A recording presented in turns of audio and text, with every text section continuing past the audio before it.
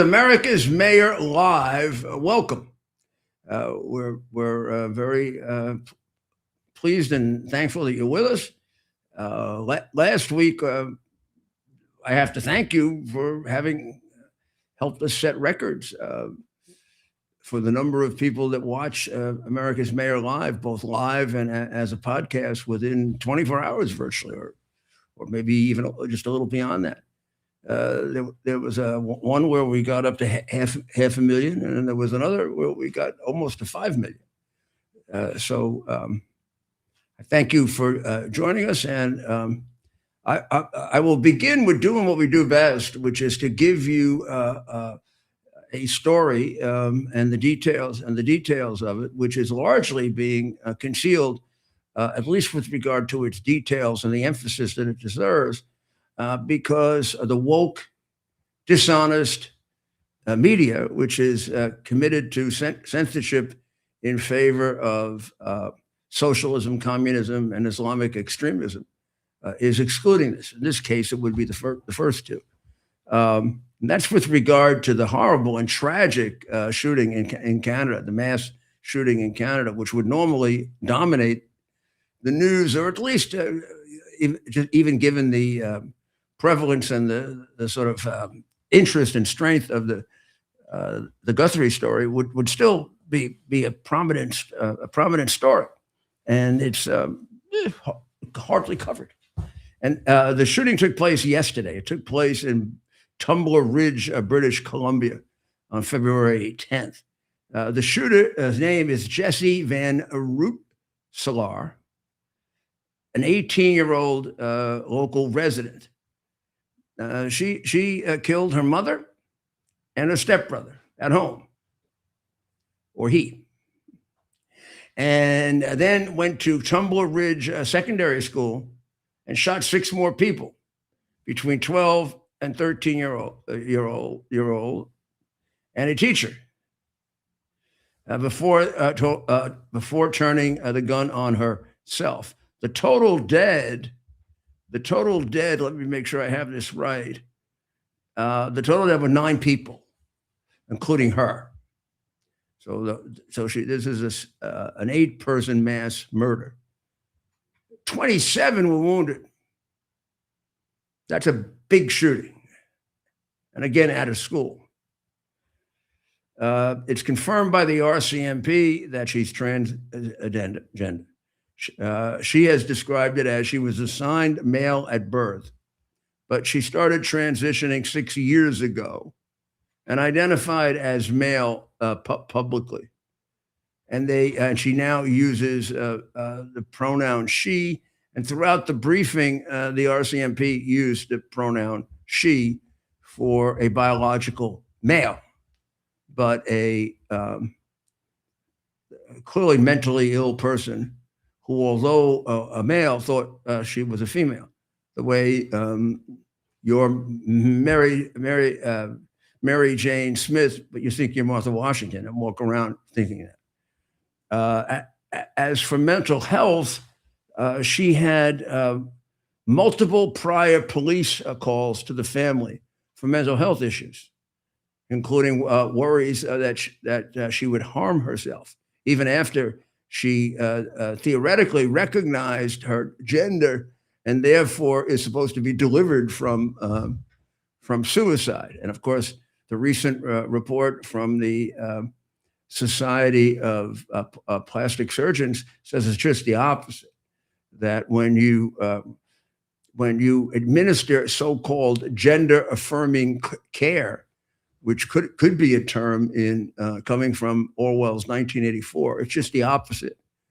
This is gender destruction care and mental health destruction care, where people become so hopelessly confused that the risk of suicide goes up rather dramatically, as between trying to give them a therapy that makes them comfortable with what they actually are and will remain. She was apprehended under the province's Mental Health Act 2 or 3 times and hospitalized. However, she's out under circumstances that She's out under circumstances we don't really understand. So there's a lot to this. Now, this is not the first in the last 2 years transgender mass murder, in which the mass murder disappears when the person turns out to be transgender. This is a problem. This has, until recently, been considered by doctors and science as a mental illness. What's the mental illness? If you are a biological male or female and you think you're the other, in many cases, the person with such views is a paranoid schizophrenic or some form of that. And also, therefore, much more significantly prone to violence than in a normal situation. These are the pictures of her transformation. I think of the shooting at the Catholic school, which was at the beginning of the school year. They were having a mass to celebrate the beginning of the school year. A person who came in was transgender and shot up the children in the church, and also the adults. Although the focus there was the children. When they did the report on I think also a male thinking she was a female, they mentioned that, but it was very buried, and they blamed it on she didn't like, or he didn't like, children. Even though he had gone to that school, and and in his writings, there's an awful lot about hating Catholics, hating the Catholic religion. And there, I didn't want to make this this is not an attack on transgender people. They're to be given a great deal of love and consideration. The question is, what constitutes love and consideration? Leading them to a situation where there's a much greater risk of suicide and a risk of committing murder. Is that love, or is that some kind of political ideology that dominates you and moves you in that direction, requires you to go to that direction? Because human life, morality, and decency don't mean a damn thing to you. That's true of Marxists, and it's true of a lot of socialists. In fact, it is true of all socialists if they really follow the teachings of Karl Marx, who was himself an insane man. So I do hope we have coverage of this, and I do hope we realize that this is a risk that these numbers of cases have now brought to the forefront of a mental illness that's got to be taken seriously. I mean, she was in hospitals for some period of time, but I suspect that, like us, those laws were amended some time ago and are very permissive and have large numbers of mentally ill, dangerous people, dangerous to others and dangerous to themselves, walking the streets, rather than being kept in hospitals, if necessary, against their will or against their parents' desires. If they are a danger to themselves or to others, the rule used to be they can be put into a mental institution if they have a mental illness. But when you define away the mental illness in the name of wokeness or political ideology, well, I mean, you may say and call it what it is, but the rigor of medical science exists irrespective of you. All you're doing is creating a dangerous situation by labeling it opposite of what it is. In many ways, it's much more direct problem and issue, but it's true throughout. I know, like if you call the Department of War the Department of Peace, as they do in 1984, or as Democrats do in just about everything they do, they mislabel it and lie like gender affirming care. It's hardly that. If they want to chop off your genitals or give you medicines to do that chemically, how's that gender affirming care? That's gender negation care, right? So after that story, the president, although today it appears in his meeting with Netanyahu, the readout was that he is going to proceed with Iran from the point of view of negotiations. You got to read between the lines because but I suspect I can interpret this to you, so we shorten it. Take all the bullshit out. And Bibi came to try to convince the president not to have an agreement with the Ayatollah and his regime because it's not worth the paper it's written on. It's like at the point that the British and the French once did an agreement with Hitler. They did 2 or 3, and after he violated the first, violated the second, then finally violated the third, we got a Second World War. We're at the point where it's beyond peradventure of a doubt that they're not going to keep their word. Why would they start now? They haven't in 47 years. Their objective is to destroy us. It's a religious imperative from the Quran. And they take it seriously, where, God willing, a lot of other Muslims don't take it seriously, even though they do, in many cases, create this false picture of Muhammad as a perfect man. He was a perfect man if you think a perfect man should be a mass murderer and a pedophile. However, we did something somewhat inconsistent with that. We sent the second carrier to the either the Mediterranean or the Indian Ocean right off Iran. And we did it saying, this is to assist the negotiations. We sure as hell have enough of our Navy there to assist negotiations. This carrier is not going to make a difference. We already have a carrier group there that is quite sufficient to overcome Iran about 4 times over it. And then we must have some definable percentage of our Navy within striking distance surrounding Iran. We have battle groups in the Indian Ocean. We've got battle groups in the Mediterranean.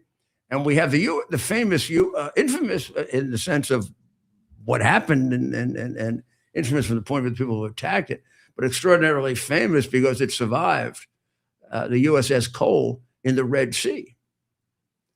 And undetermined number of additional troops there. We just increased them the other day. So I don't know if you I don't know if you have to look at this from the point of view, is this a setup? We have a setup going on here, as happened before. But I do know the president is an extraordinarily realistic man, and he's not going to reach an agreement if it's his thinking, and he comes to the conclusion, whether all the people around him do it or not. He probably is getting conflicting advice on this. But this is just not worth the paper it's written on. I mean, sometimes you could do that if it's a financial negotiation or a less important negotiation, and then maybe you can find a way to get the person out or get around it or whatever. This is too important. It's been going on too long. So my personal view, the first Ayatollah should have been removed after he humiliated this country under Jimmy Carter with the hostages. And President Reagan, who gets great credit for getting the hostages out. I mean, they were released the minute he came into office. If there's one thing he could do that he didn't do as president, and I suspect if he came back and realized all the killing of Americans that the regime did after that, in his 8 years in office, he would have taken out the regime. And then it should have been done by every president, Republican and Democrat after that. They all had the opportunities. Some declined it, but did put pressure on them. And some of them actually became the biggest financiers of the reign of terror. That would be Obama and Biden. There's no nation on earth that gave that regime more money than during that period of time in the U.S. And my opinion, that's what I'm here for, to give my opinion, right? Right. My opinion is that you're not going to ever have peace in the Middle East so long as there's a regime in Iran that is committed to the inexorable spread of Islam in accordance with the words of the Quran, which tell them to be permanent enemies with Christians, Jews, and those who do not practice their religion, and to spread their religion by force, which is the way they did. So that would kind of get us to the mayor of New York, who is, without any fear of exaggeration, a very strong supporter of Islamic extremism, including Hamas and groups like that who slaughter innocent people and children, and are designated by the world as terrorist groups. He's also, I think it, admittedly, I don't know, but it doesn't matter. I mean, it's quite obvious, a dedicated communist. And now we're at the point where 18 to 19 people have died because he reversed a policy that has existed since several decades before I was mayor of New York. And that's the policy of taking people off the street, whether they agree or not, when the temperature is at or below or approaching, in some cases, freezing. The leeway is if it drops below 40. Different mayors have used different thresholds. I don't really need a threshold, except when it got to below 40, I'd put a lot more resources into it and be a lot more focused on getting people off the street. But constantly, I would take people off the street, no matter what the temperature was. And this idea that there's some kind of constitutional right to live on the street, I found to be absurd and inhumane, indecent. I used to think that mayors that use such reasoning were either cruel, mean people, or more committed to disorder and creating chaos in America in accordance with their Marxist training. But they sure as hell didn't care about human life, and communists don't, which is why we have so much abortion in this country, which is why we keep going toward assisted suicide and killing people in order to get their organs, and getting rid of people because they're getting too old, or if they are in too much pain, or all of that is the degradation of the value of human life, inconsistent with Western civilization and the two great religions that form Western civilization, Christianity and Judaism, and consistent with Karl Marx. So we've become, in many, many ways, for many of these people, their goal is a godless society where human life can be easily taken for the benefit of the state.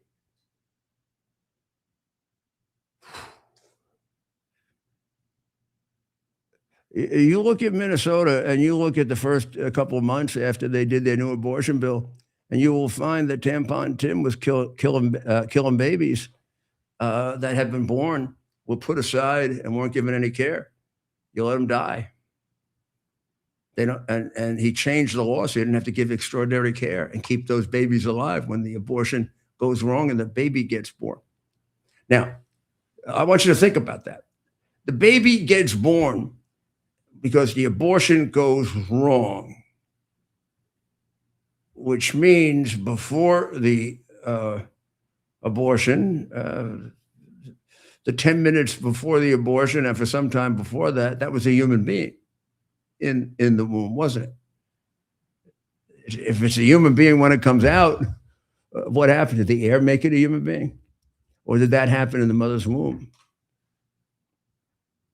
And now, given modern science, what we used to call premature births can be quite normal. and premature can be startlingly early in the pregnancy, which means however you define it, that life begins with conception or life begins at some point in the womb, that this becomes tantamount to a baby, and certainly by 6 or 7 months, that's true. Then we commit murder in mass numbers. We even encourage it. We put people in jail who try to interfere with it, even in a peaceful way. We're zealously committed to destroying human life. So zealously that we put elderly women in who go outside of abortion clinics and pray. So the idea that he would let people die on the street, it's just something that is built up within us, within our country, because we've been so undermined by Marxism and for the degradation of the value of human life. So Michael Goodwin, who is one of the great columnists in America, one of the two very best in New York, wrote an enormously thoughtful piece today, trying to point out, and Michael has covered mayors since before me. I know Michael quite well, and he covered me, and I also consider him a friend. And his wife worked for me on my first campaign, on my second campaign. I had the honor of appointing her the head of a great college in New York, where she did a remarkable job. Michael is an exceptional man with an exceptional intellect. So he is, and he opposed the Mandami. Even with that, I can detect here from a man who is enormously realistic and really brilliant. I can detect shock at what this guy is doing. He basically is disregarding the wisdom, so to speak, of 10 mayors, of which I am only one, and probably the one he hates the most. I describe it this way. Some of the most incompetent, dumb people who are mayor of New York were smart enough and decent enough to follow this policy. Because some of the people on this list who follow this policy were extraordinarily dumb, extraordinarily incompetent, and did actually a horrible job. But they understood that if somebody's living on the street and it's 0 degrees, as the Post newspaper, the others don't cover this, demonstrated with an interview with a woman while it was 0 degrees, and they want to remain on the street. Oh, let's put it in the vernacular. They're crazy. They're not capable of making decisions. They are, in the words of the statute that has been part of our conception of law since early England, they're incapable of making decisions for themselves. They're incapable of keeping themselves safe, keeping themselves alive.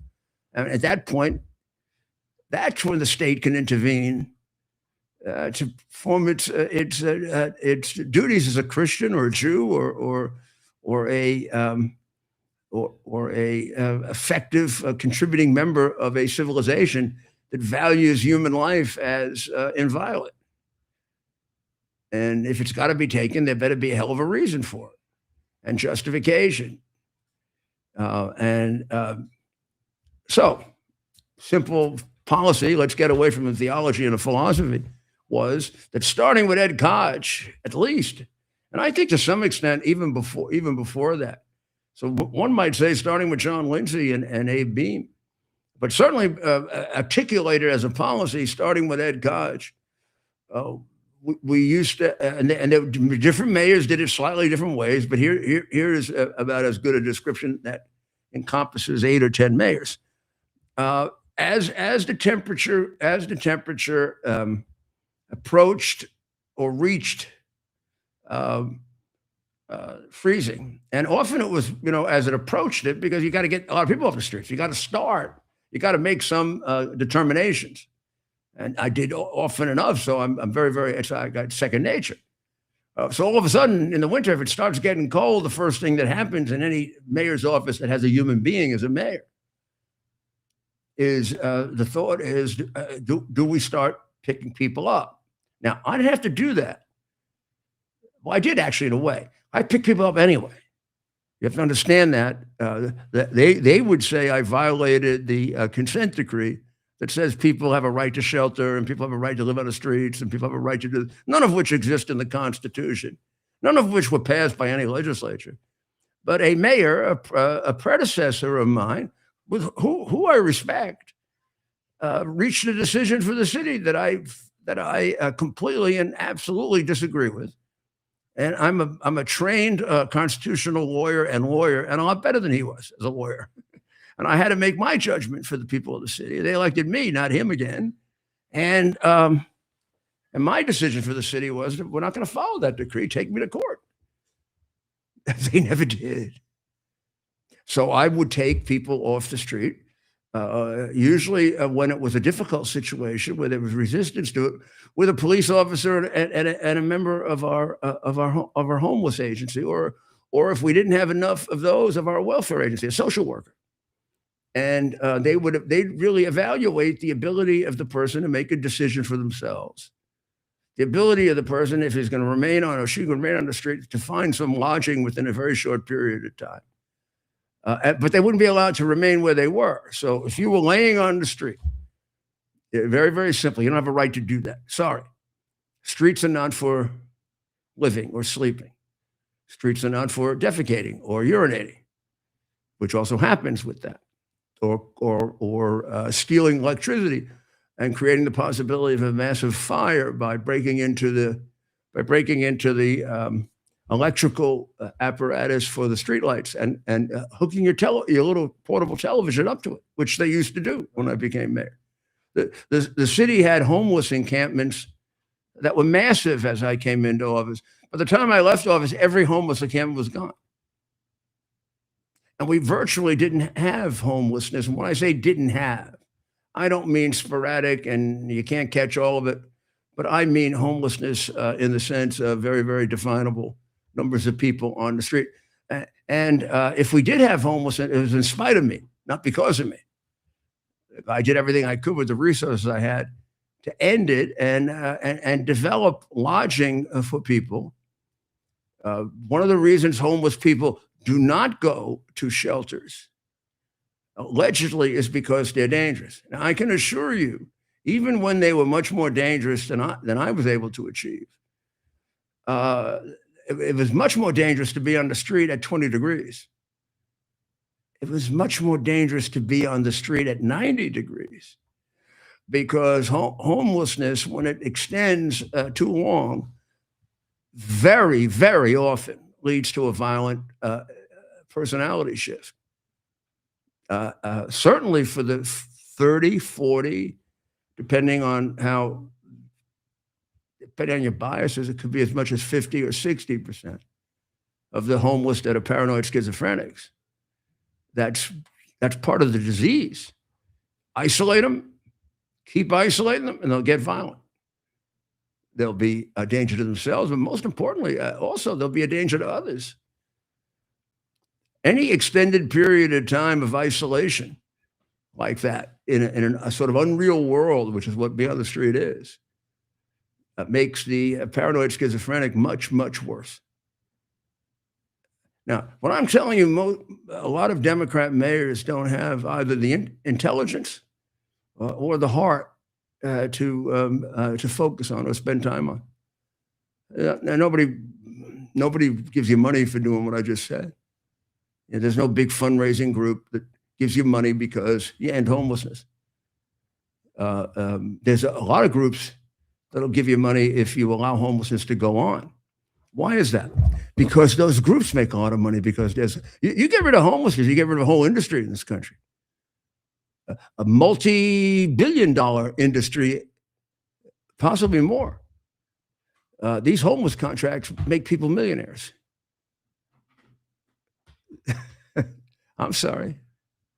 That's the truth. I've told you, you don't hear that most other places. But most of the people who comment on radio and television haven't been the mayor of probably the worst city in the world when I took it over, or the worst city in America when I took it over, and left it the best city in America. So when I say these things, this isn't some paid commentator. These are things I did. And for the reasons that I'm telling you. And now to watch this man kill people is beyond anything that I expected. And I should have thought of it. I should have thought he was going to do this. I mean, I knew. But I did know that things were going to happen that I didn't anticipate and that people didn't anticipate. But he should be removed from office immediately. Now, that's useless because we have a governor.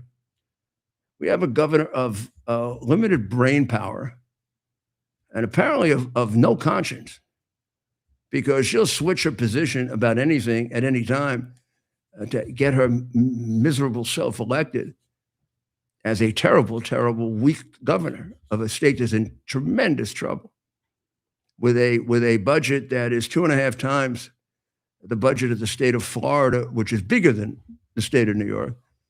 And that difference is largely attributed to systemic corruption of her political party. They steal the state blind. And very often the focus of their stealing are programs for poor people, which is why people remain poor. So we'll be back very shortly, and we'll turn our attention to Bunny, and what the hell's going to happen to him for all of the violations that he had of the code that governs broadcasting. He wasn't on the internet. He was on broadcast television that has strict codes as to what you can do and not do. That has led in the past to people being thrown off.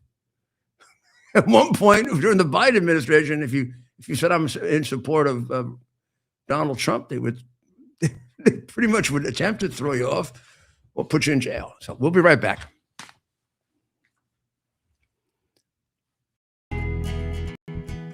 Here we are, pretty much at the beginning of the process here at this pristine, I call it a laboratory. It's not like a factory, it's like a hospital.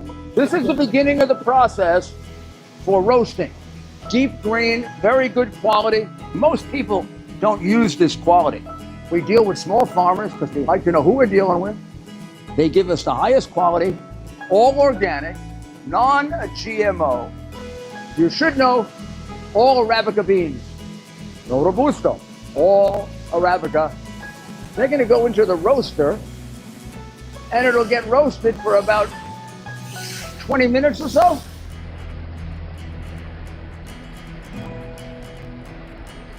Oh my goodness, look at these. My goodness.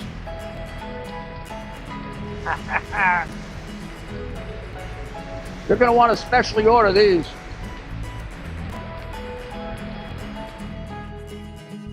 This is what goes into Rudy's coffee. Are you ready for some action?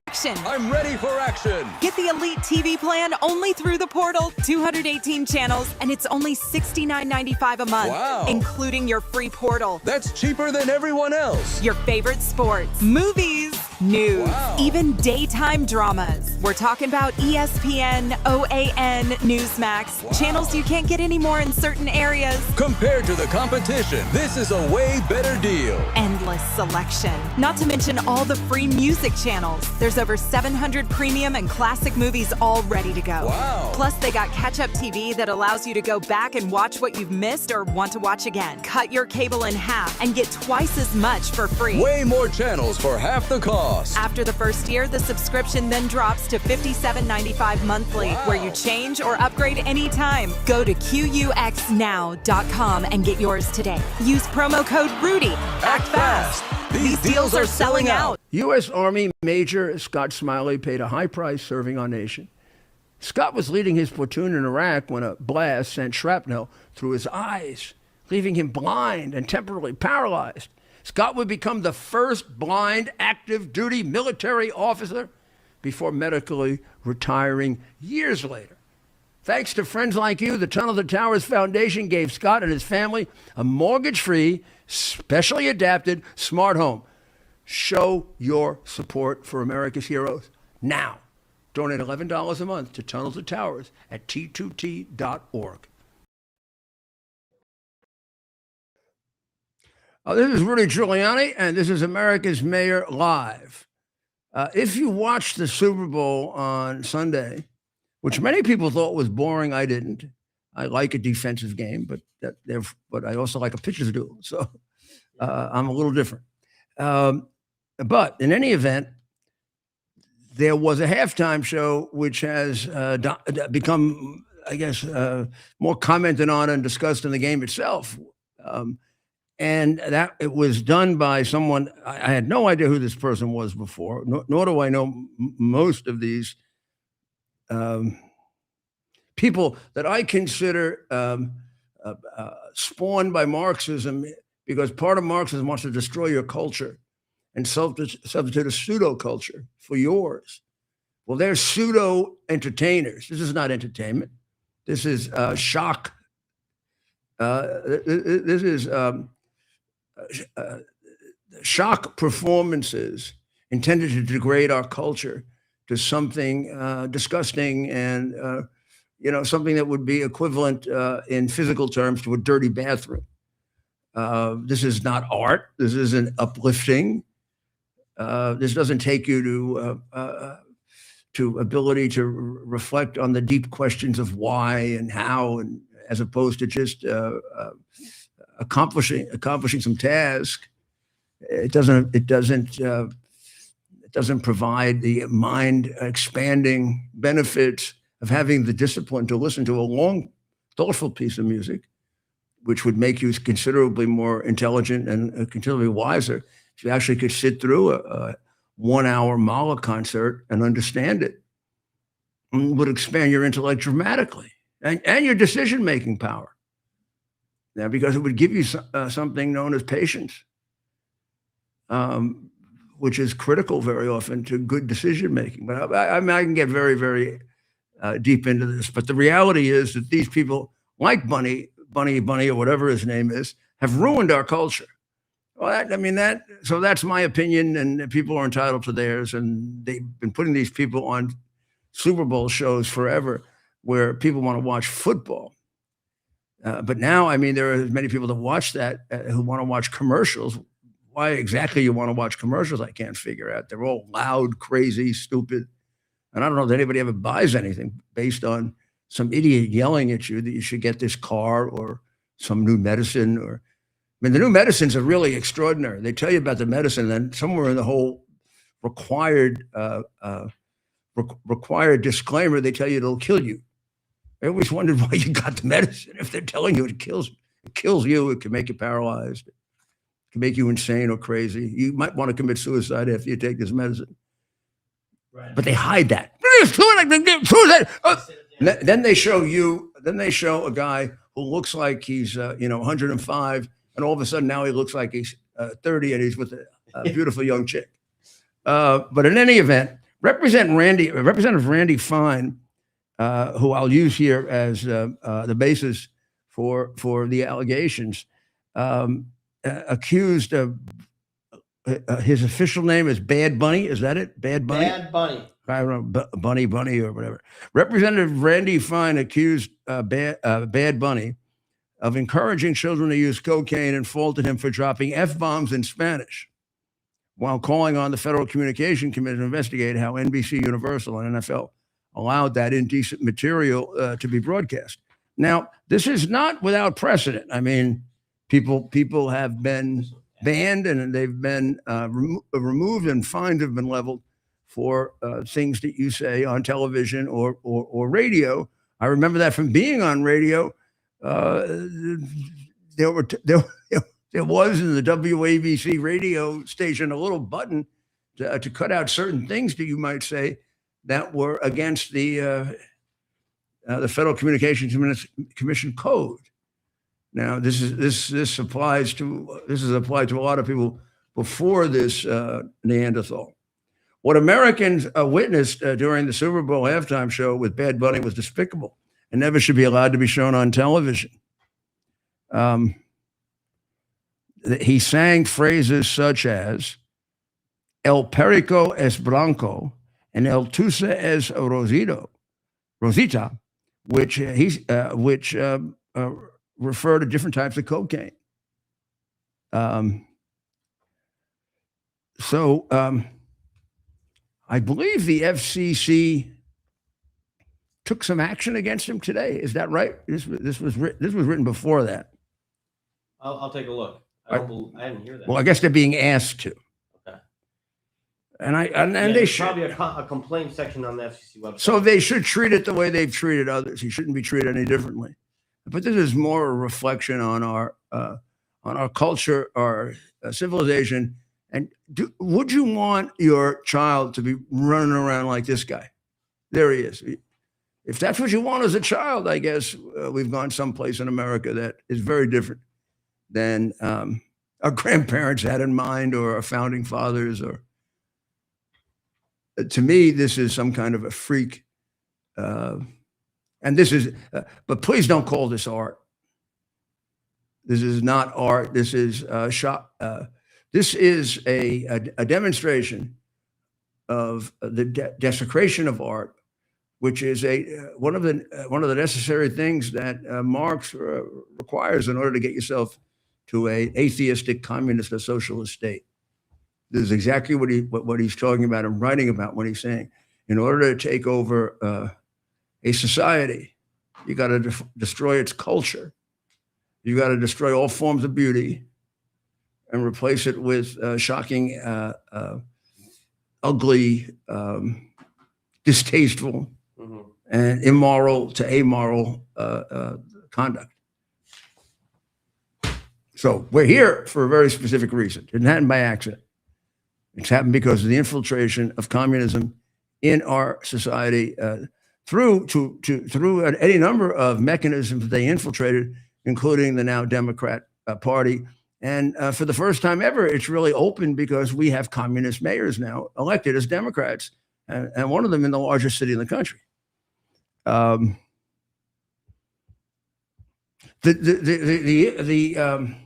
congressional testimony of Pam Bondi today, which I covered yeah, we can play some clips if you in want. somewhat more detail on the prior show. But the point that I want to make about it is, I mean, she was attacked in a just a disgusting way by also, again, a group of people that you don't want your children to be like. We'll pick one of them acting like an idiot. But in any event, here's the point. Epstein could have been prosecuted at any day within the 4 years that Biden was a United States attorney, and Garland, who was pursuing Catholics and conservatives and trying to screw illegally and frame Donald Trump, prevent him from being president. Garland had in front of him from the day he was Attorney General until the day he left and desecrated the office of the Justice Department. He could have investigated and prosecuted the people in the Epstein case. All these 8 or 10 victims who showed up claimed to be very upset with Trump and the way it's been handled. But I mean,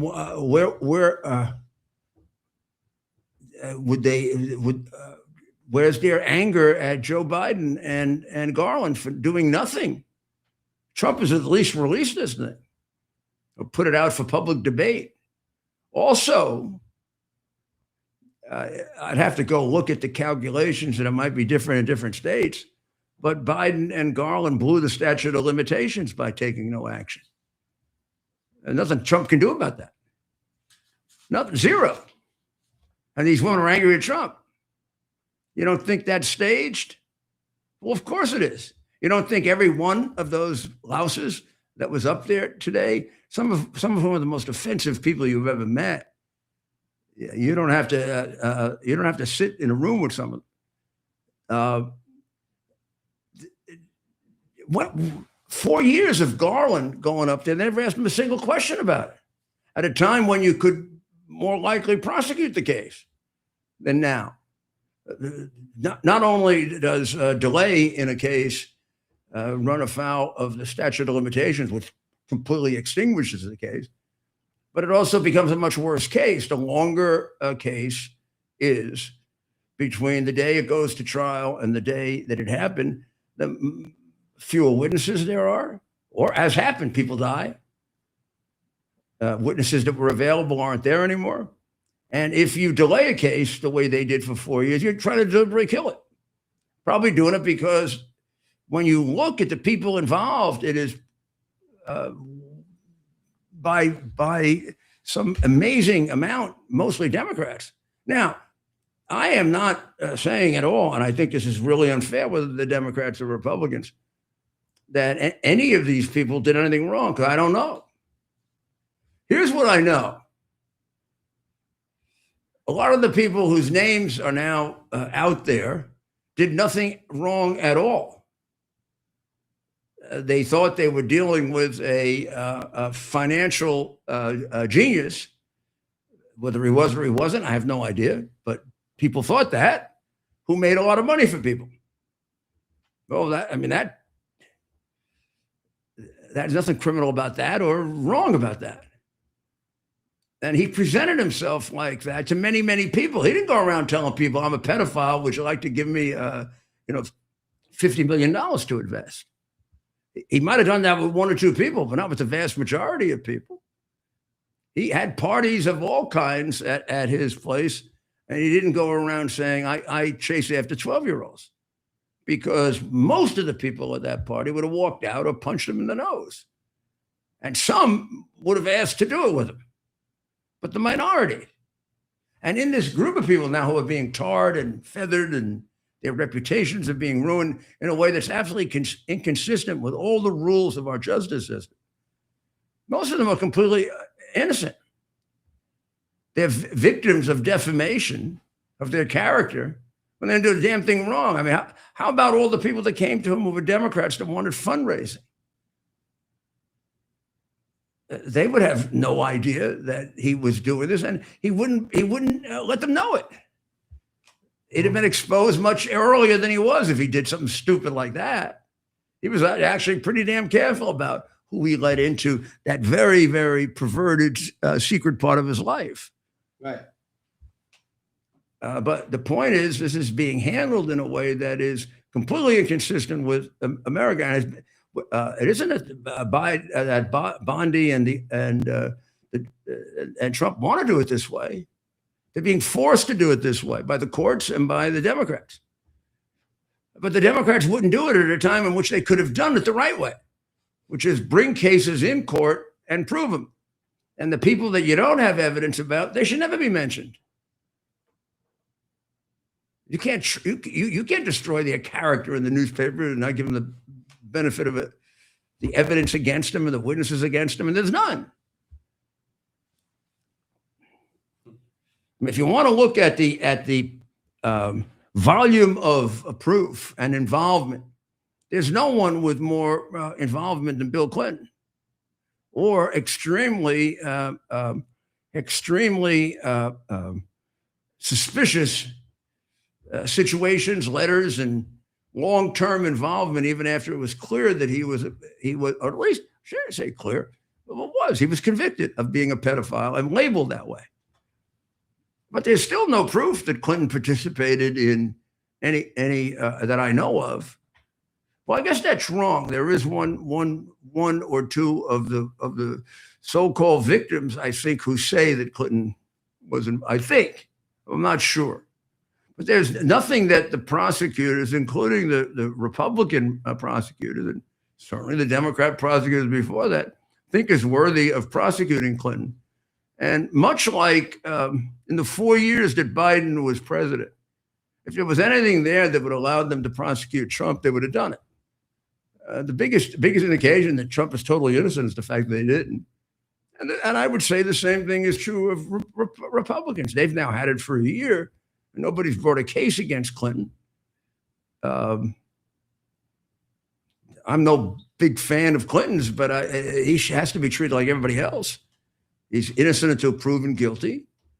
And there's nothing I've seen that that would prove his guilt. But the very process of being involved in this, many, many people are going to convict you. Whether you did it or not. So today's show was despicable by a bunch of hypocrites that I have no idea why people keep electing him to office.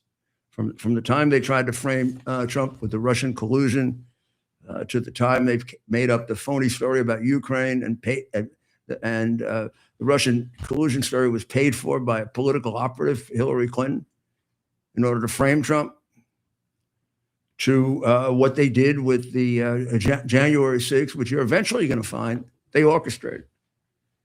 I know. They will say, well, Giuliani's crazy. And yeah, I've been proven to be right about everything. Take a look at Georgia.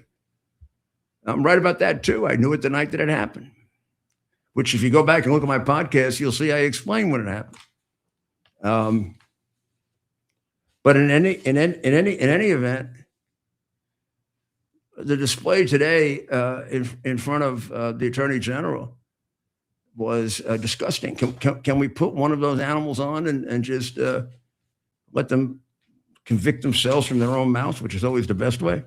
Right. So this is from earlier today. Pam Bondi. Let's start with Dan Goldman, one of our favorites. Here is Pam Bondi and Dan Goldman today on Capitol Hill. Relationship with Jeffrey Epstein. You're about as good of a lawyer today as you were when you tried to impeach President Trump in 2016. Have you apologized for that in 2019? So will you unredact this? Will you were unredact lead this? counsel on that. Privileged. I'm asking you, will you unredact this? Privileged. Privileged, of course. I look forward to discussing this more.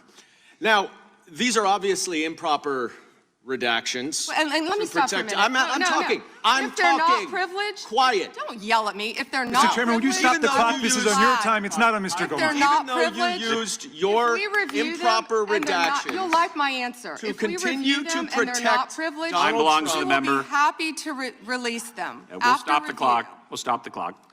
Time belongs to the member. Here we go. Here's the photograph. This is why he wanted to repeat everything that had been said previously on Epstein. This is his state, New York. You probably don't even know who this is. Wahid Mohammed from Afghanistan. yes, because I'm no longer a prosecutor. Convicted of assault. Wow, he represents New York. Wow, yet he doesn't care about the illegal aliens convicted of crimes. Assault and homicide. No longer a prosecutor, so he doesn't care about his constituents. Here we go. Arson, El Salvador, Miguel Palacios. Fermin Flores Ramales, Mexico, rape. Let's talk.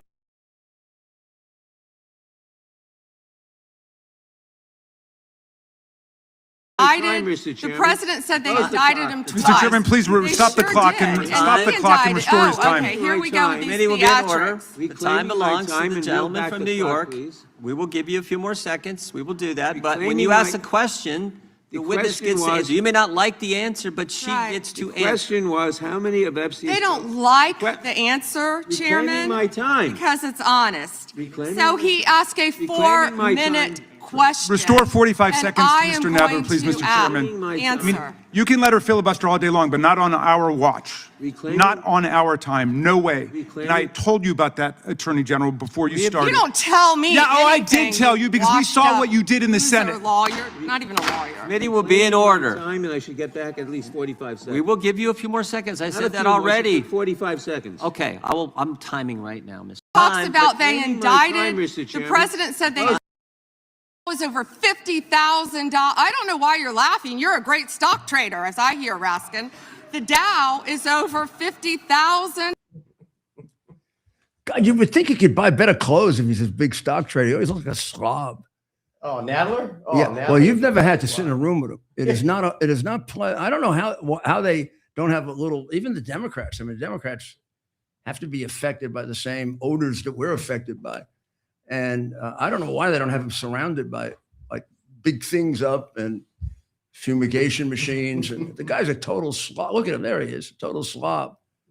I mean, they actually must have put makeup on him or propped him up. Or, I mean, that's he's looking good there. He's much They more. put them together a little He's bit. usually much more of a slob than that. and somehow keeps constantly emits foul odors, and then falls asleep. I don't know if we have any of the pictures of him sleeping. I don't know if he snores. He looks like the kind of guy that probably like a snores snorer. too. But he falls asleep constantly during hearings, and was doing it way back during the January 6th. He was part of the criminals that handled the January 6th thing. By the way, this happened today. This was from our very own Allison Steinberg. We got Nadler sleeping. Wow, this is from today. Allison is terrific, but this is like shooting. Yeah, there he is. This is today. What? You want to wake him up. Wake up, you pig. Watch it. Someone went to wake him up. Wake up, pig. He's probably dreaming about. He's sleeping. Probably dreaming about some kind of food that he's gonna have. Someone said, "Hey, go wake him up. They're filming him." Way to go, Allison. We're gonna retweet that. We're gonna post that. I'm gonna find that right now. Probably That was from today. Probably the guys at Congress, and they got a camera on you. You better wake up. That's amazing. I was looking for an old video. There are. Might as well find some others. There are so many pictures of him sleeping, and it's probably better because when he's awake, he gets confused. He gets very, very confused. And by the way, this is not old age. Right? It's like that 30 years ago. Mm-hmm. In fact, he was fatter 30 years ago and dirtier, I think. I mean, somebody puts him in a shower now before they let him come out. There he is. I don't think this is from today, but here's another one. But his colleagues will tell you he's kind of offensive to be around. Is that today? I don't think, to be fair, This is any day. This is just any day. This is what they're paying for. The people in New York are paying for that guy to go up there and sleep to take a nap during the day, which really makes no difference because if he's awake, he's probably engaged in some kind of conspiracy to frame people. The way his participation in the impeachment was completely fraudulent, and knowing that what he was doing was a complete lie. Well, we want you to go over to Lindell TV to see the Dr. Maria show, which is going to start in a minute or two, a few minutes actually. So there's a lot to cover. We're at the beginning of the week. We're going to have to see what develops with the Guthrie case. They now have found, they believe, the glove. It'd be premature to say it's going to yield a great deal of evidence, but it could. It's very possible that you're going to get some DNA out of that. You might be able to narrow the purchase of it. Tucson is not a gigantic city the way New York is. You have the video, and the video is quite. Well, I mean, the video. When I say the video is quite revealing, it isn't as revealing as if you had a picture of him completely, but you can get it pretty close to that with identifying characteristics that will help you narrow down who he is. Someone who knows him well would be able to look at that and probably think of a good friend or a relative that you really know well, the way they walk, their mannerisms. There's enough of a look at the eyes and the mouth. There's a really good chance you'd have a notion that this is the person you know. And should you zero in on suspects, you'll be able to do even further analysis of whether it's them having this video. Now, it turned out wrong with, or maybe I assume they picked him up on the suspicion that he was the guy. And his mother-in-law said he looks like the guy. I don't know if I'd want that mother-in-law. Sort of justifies the police conduct because in order to be not liable for false arrest, they have to have some kind of reasonable basis for what they did. And the mother-in-law sort of supplied the evidence that it's reasonable because he sort of looks like the guy. Well, before you prove it's the guy, you're going to arrest somebody who sort of looks like him. That's the way you get there, right? And in this particular case, it went wrong, and it's a shame. But I have no reason to believe that it isn't just an ordinary operation of good police work, that you check down whatever you got, and particularly in a case where I think we forget because so much time has gone by. We have to operate on the theory that she's still alive and can be saved. So time, even though a lot has gone by, is of the essence. And, we're going to have plenty of time to re-examine the mistakes that were made, which are plenty, including just exactly why we're dealing with this video so late in the game. And at a time when it's less likely it's going to result in saving her life than if we had it earlier. Every day that goes by, it's less likely. And that's why they have to move quickly. People were justifying their taking him into detention on the theory they have to move quickly. Well, that's relative, isn't it? They haven't moved quickly, and that's history now. And there's nothing you can do about it. Or allowing the crime scene to be violated is not some kind of a minor thing. Here's why. You will never know what you lost by people trampling over the crime scene. You'll never know. You don't know what you don't know, and the crime scene is preserved that way because the littlest things have been known to solve cases. And if people are walking back and forth, and they can be extinguishing the little things, like enough of an impression so that you can get a analysis of a shoe, or something dropped that when people walk around, they kick it around and it either gets destroyed or it disappears into the dirt, and you're not going to find it. Blood stains, if they were as faint as the ones that were discovered, can easily be wiped out if you start walking over dirt, and hard to recover blood from dirt anyway, or see it more than recover it. I can go on and on, but the point is that the violation of the crime scene for some lengthy period of time before the FBI was brought in is inexcusable. And again, inexcusable because time is of the essence. And we'll know if practically it affected things ultimately based on when we find out what actually happened. Is she alive? In which case, these things should still be fixed because inherently they hurt you, but at least it isn't a terrible result. Is she dead, and when did it happen? So let's pray that she's alive. I agree that this case is probably going to be solved. I find it interesting and somewhat unprofessional that so many law enforcement people come on and say it will definitely be solved. They have no idea if it's going to be solved or not. And I do believe that the odds are extremely with solving it now that you have this video. It isn't a giveaway. It isn't, but it provides it provides enough evidence that can be dug from it that it's likely they're going to narrow it down and find the person.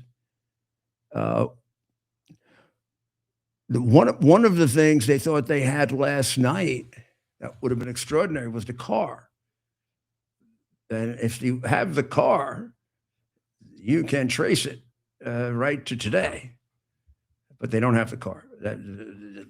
Carlos looks like, I'd be shocked if he's involved in it, given the fact that he was released and the way he conducted himself. And so we'll be back tomorrow night, and who knows, maybe they will be able to solve it by then. Maybe they will. and maybe we can save her. Look, stranger things have happened, and God works in strange ways. So let's, as they say in the Bible, God's ways are not ours, and therefore, far be it for me to say that I can understand them, nor can you. Let's pray for her. Let's pray for the recovery of Mrs. Guthrie.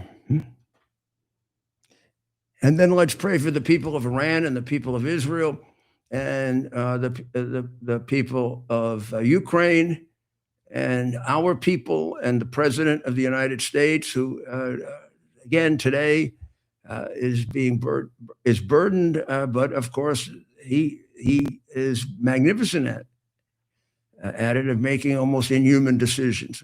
So give him the courage and the strength and the wisdom that he's going to need, because it comes from you ultimately.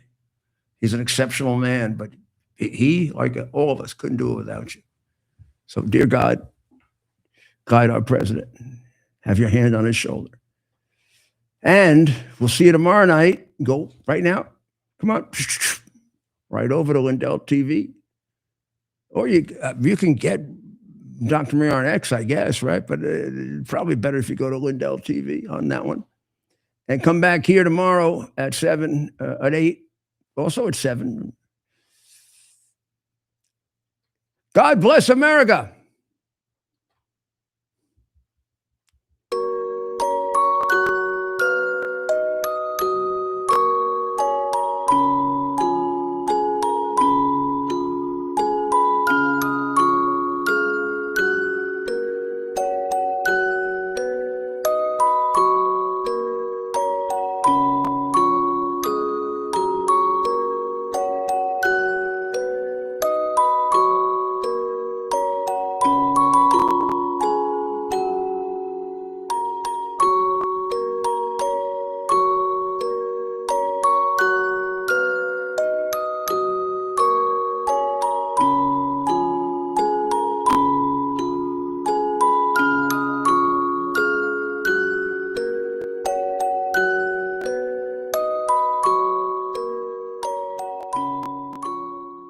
It's our purpose to bring to bear the principle of common sense and rational discussion to the issues of our day.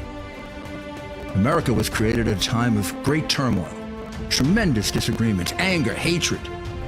It was a book written in 1776 that guided much of the discipline of thinking that brought to us the discovery of our freedoms, of our God-given freedoms.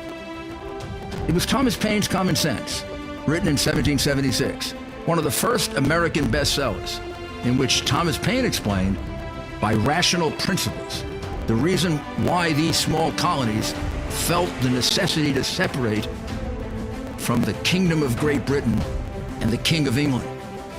He explained their inherent desire for liberty, for freedom, freedom of religion, freedom of speech, the ability to select the people who govern them. And he explained it in ways that were understandable to all the people, not just the elite.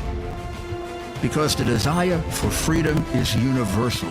The desire for freedom adheres in the human mind, and it is part of the human soul.